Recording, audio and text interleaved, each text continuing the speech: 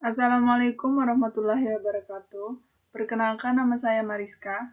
Saya dari Program Studi Manajemen Fakultas Ekonomi Universitas Pamulang. Saya akan membahas tentang analisis pekerjaan, perencanaan SDM, rekrutmen, dan seleksi sebagai satu paket. Di sini saya membuat video ini untuk memenuhi syarat dari mata kuliah perencanaan SDM. Dalam manajemen sumber daya manusia, diperlukan suatu tindakan yang bisa menghasilkan rumusan dari tugas, tanggung jawab, dan fungsi secara detail tentang suatu pekerjaan. Untuk merumuskan hal itu, maka manajer SDM harus melakukan sebuah tindakan disebut dengan analisis pekerjaan. Maka dari itu, analisis pekerjaan sangat dibutuhkan dalam sebuah perusahaan atau organisasi. Tentunya dengan memanfaatkan analisis pekerjaan, manajer SDM seharusnya bisa membuat deskripsi pekerjaan yang lebih baik dan efektif serta efisien. Analisis pekerjaan menjadi salah satu tugas penting bagi seorang manajer SDM. Dalam menyusun perekrutan karyawan berkinerja tertinggi adalah dengan cara menentukan pekerjaan atau sering disebut analisis pekerjaan atau job analysis. Selanjutnya saya akan membahas tentang pengertian analisis pekerjaan. Adalah proses sistematis yang digunakan untuk mengidentifikasi tugas, kewajiban, tanggung jawab, dan kondisi kerja yang terkait dengan pekerjaan dan pengetahuan, keterampilan, kemampuan, dan karakteristik lain yang diperlukan untuk melakukan pekerjaan itu. Sedangkan menurut Kaswan, mengidentifikasi analisis pekerjaan sebagai proses pengumpulan secara sistematis dan analisis informasi tentang pekerjaan yang mencakup pada yang pertama ada tugas yang merupakan unsur dasar pekerjaan sebagai langkah logis dan perlu untuk menjalankan kewajiban kerja. Yang kedua, kewajiban yang terdiri dari satu tugas atau lebih yang membentuk aktivitas yang berarti yang dilakukan dalam pekerjaan. Dan yang terakhir ada tanggung jawab yang merupakan satu atau beberapa kewajiban yang mengidentifikasi dan menjelaskan tujuan atau alasan utama adanya pekerjaan.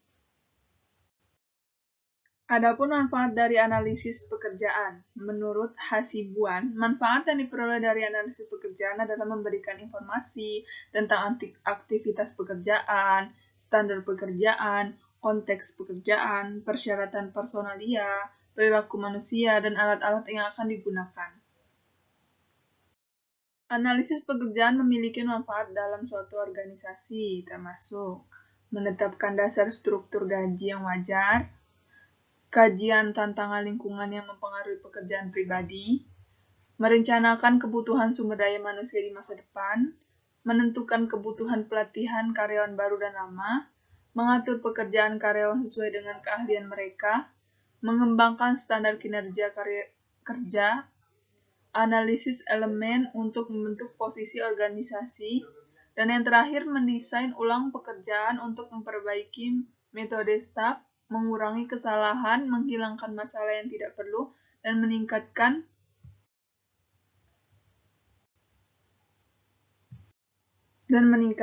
kinerja. Tujuan analisis pekerjaan. Menurut Ivan Savage, menyatakan bahwa tujuan dari analisis pekerjaan atau job analysis adalah menyediakan deskripsi objektif dari pekerjaan itu sendiri. Tujuan analisis pekerjaan yaitu yang pertama, memperoleh tenaga kerja pada posisi yang tepat. Yang kedua, memberikan kepuasan pada diri tenaga kerja. Yang ketiga, menciptakan iklim dan kondisi kerja yang konduktif. Selanjutnya ada proses analisis pekerjaan. Yang pertama, menguji organisasi secara keseluruhan dan kecocokan tiap pekerjaan. Yang kedua, menentukan bagaimana informasi analisis pekerjaan akan digunakan. Yang ketiga, memilih jenis pekerjaan untuk diteliti. Yang keempat, mengumpulkan data dengan teknik analisis pekerjaan yang dapat diterima. Yang kelima, menyiapkan deskripsi tugas. Yang terakhir, menyiapkan spesifikasi pekerjaan seperti rancang pekerjaan, perencanaan, rekrutmen, seleksi dan pelatihan, evaluasi kinerja, kompensasi dan keuntungan. Selanjutnya saya akan membahas tentang perencanaan sumber daya manusia. Menurut Arthur W. Sherman dan George W. Bohlander, perencanaan SDM adalah proses mengantisipasi dan membuat ketentuan atau persyaratan untuk mengatur arus gerakan tenaga kerja ke dalam, di dalam, dan keluar organisasi. Sementara menurut G. Steiner, dikatakan bahwa perencanaan SDM merupakan perencanaan yang bertujuan untuk mempertahankan dan meningkatkan kemampuan organisasi dalam mencapai tujuan melalui strategi pengembangan kontribusi pekerjanya di masa depan. Dari kedua definisi yang disebut di atas, sementara dapat disimpulkan bahwa perencanaan SDM merupakan serangkaian kegiatan yang berkaitan dengan upaya merencanakan dalam mengantisipasi masa depan. Perencanaan SDM sebagai suatu kegiatan merupakan proses bagaimana memenuhi kebutuhan tenaga kerja saat ini dan masa yang akan datang bagi sebuah organisasi. Dalam memenuhi kebutuhan tenaga kerja saat ini, maka proses perencanaan SDM berarti usaha untuk mengisi atau menutup kekurangan tenaga kerja baik secara kualitas maupun kuantitas. Sedangkan dalam memenuhi kebutuhan tenaga kerja di masa datang, perencanaan SDM lebih menekankan adanya usaha peramalan atau forecasting mengenai ketersediaan tenaga kerja yang didasarkan pada kebutuhan sesuai dengan rencana bisnis di masa datang. Selanjutnya ada tujuan perencanaan sumber daya manusia. Utamanya tujuan perencanaan sumber daya manusia adalah untuk memastikan bahwa orang-orang yang bekerja di perusahaan Anda memiliki kompetensi bagus dan mumpuni atau mampu melaksanakan target dan dalam menghadapi perubahan krisis di dunia karir. Sehingga pada akhirnya target akan tetap tercapai meskipun sempat mengalami fase naik turun saat beroperasi. Namun di balik tujuan utama, ada juga beberapa tujuan perencanaan SDM lainnya seperti memastikan setiap pegawai punya komitmen tinggi kinerja yang tinggi dalam membantu roda bisnis perusahaan. Yang kedua, memastikan keadilan dan kesamarataan kesempatan bagi seluruh SDM yang ada. Yang ketiga, memastikan apresiasi kepada pegawai selalu berjalan dengan baik dan menciptakan suasana kantor yang adil dan harmonis. Yang terakhir, mempertahankan jalan komunikasi yang baik dan sehat di antara seluruh anggota organisasi atau perusahaan. Proses perencanaan SDM. Proses perencanaan SDM untuk masa kini dan masa datang sangat dipengaruhi oleh dua faktor penentu, yakni faktor internal dan faktor eksternal perusahaan. Faktor internal perusahaan seperti adanya karyawan yang memasuki batas usia pensiun, meninggal dunia, atau resign, rotasi, dan kemungkinan promosi jabatan.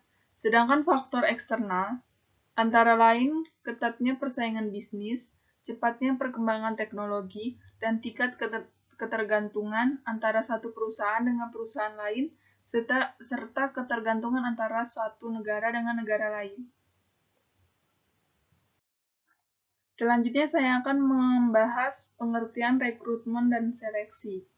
Rekrutmen adalah proses pencarian atau mengundang calon-calon tenaga kerja yang mempunyai kemampuan sesuai dengan rencana dan kebutuhan organisasi di waktu tertentu.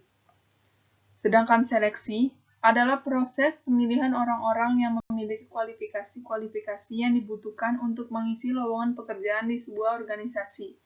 Proses seleksi dapat dilakukan setelah proses rekrutmen telah selesai.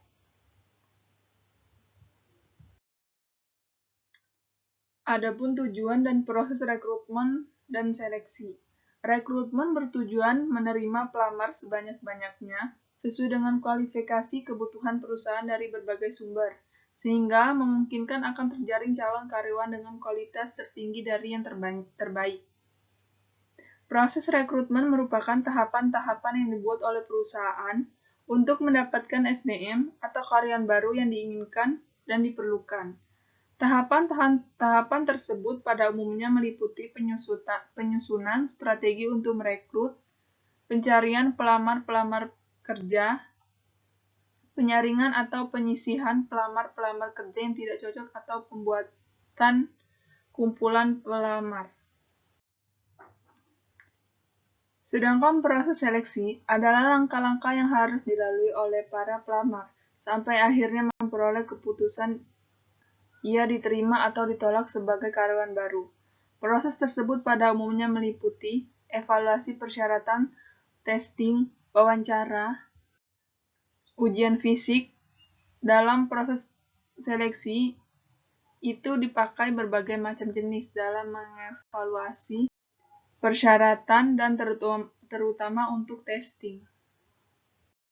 Rekrutmen dan seleksi termasuk fungsi-fungsi MSDM yang mempunyai peranan strategis dalam mempersiapkan dan menyediakan sumber daya manusia yang sesuai dengan kebutuhan pekerjaan sebagaimana ditetapkan dalam analisis pekerjaan khususnya deskripsi dan spesifikasi. Selanjutnya saya akan membahas tentang tahap seleksi. Yang pertama, wawancara pendahuluan. Setelah semua data rekrutmen selesai, maka seleksi baru dapat dilakukan untuk mengecek bahwa data tersebut benar adanya. Yang kedua, pemeriksaan kerja. Gunanya untuk mencocokkan rekrutmen dengan kualifikasi yang telah dibuat. Dan ketiga, ada tes seleksi. Mengundang calon karyawan memberikan serangkaian tes gunanya untuk mengetahui pengetahuan pelamar terhadap perusahaan. Yang keempat, ada wawancara kerja. Agar perusahaan lebih mengetahui tentang latar belakang pelamar atau mungkin pelamar memiliki pengalaman di bidang yang sama. Yang kelima, ada penilaian akhir. Akan diumumkan jika calon pelamar memenuhi kualifikasi perusahaan. Dan yang keenam, ada pemberitahuan wawancara akhir. Dan terakhir, penerimaan, di mana karyawan yang memenuhi kriteria perusahaan yang akan diterima. Yang terakhir ada kesimpulan yang dapat saya simpulkan adalah di mana analisis sampai dengan seleksi adalah bagian penting dalam perusahaan atau organisasi untuk mendapatkan kandidat yang berkualitas dan sesuai dengan apa yang dibutuhkan oleh perusahaan atau organisasi. Analisis pekerjaan adalah seorang manajer sumber daya manusia melakukan analisis untuk pekerjaan agar dapat membuat deskripsi pekerjaan yang lebih baik dan efektif. Setelah melakukan analisis, seorang manajer akan melakukan perencanaan SDM, di mana analisis tadi akan dibuat kualifikasi yang dibutuhkan perusahaan untuk menarik calon pelamar yang sesuai dengan bidang yang dibutuhkan.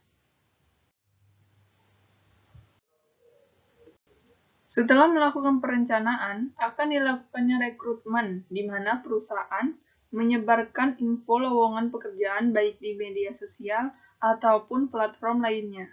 Rekrutmen adalah proses mencari calon karyawan yang sesuai yang memiliki kemampuan untuk memenuhi jabatan yang ditetapkan. Setelah itu akan dilakukannya seleksi proses di mana memilih pelamar untuk dijadikan karyawan dan menempatkan mereka pada posisi yang dibutuhkan perusahaan. Sekian video dari saya. Apabila saya ada kata-kata yang salah, saya mohon maaf. Kepada Tuhan saya mohon ampun. Terima kasih untuk semuanya. Wassalamualaikum warahmatullahi wabarakatuh.